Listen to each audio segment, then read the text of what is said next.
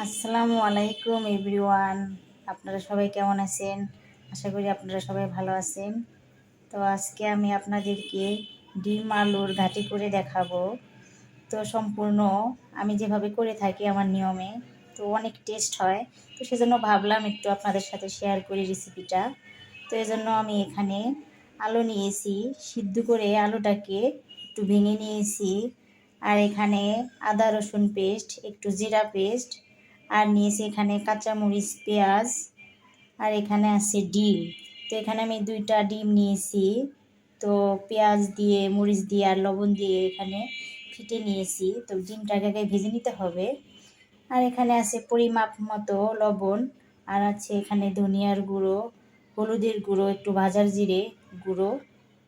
তো এখন ডিমটাকে আগে আমি ভেজে নেব। তো ডিমটাকে আমি হালকা ব্রাউন করে ভেজে নেব। তো ভেজে ডিমটাকে তুলে রাখবো। তো আমাদের ডিমটা ভেজে নেওয়া হয়ে গেছে। তো আমি এখানে আর একটু তেল দিয়ে দিয়েছিলাম। তো এখানে এখন মশলাগুলো আমি ভেজে নিব।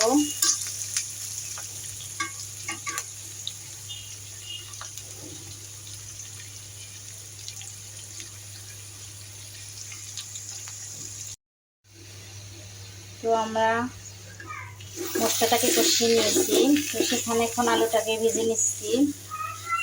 তো আলুটা ভেজে নেওয়া হয়ে গেলে এখানে ঝোল দিয়ে দিব পরিমাপ করে।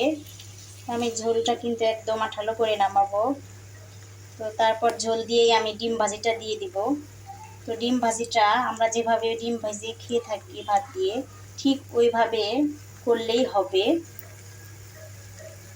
তো এখন আমার কষানো প্রায় হয়ে গেছে, নিচে ধরে যাচ্ছে।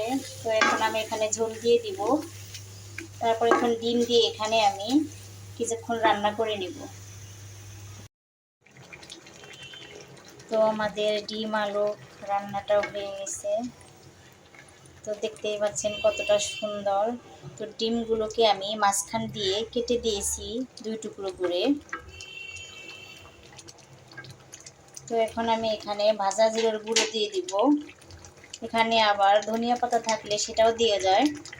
তো ধনিয়া পাতা দিলেও অনেকটা সেন্ট হয়। তো সমস্যা নেই, ভাজা জিরার গুঁড়োটা দিলেও ভালো লাগে।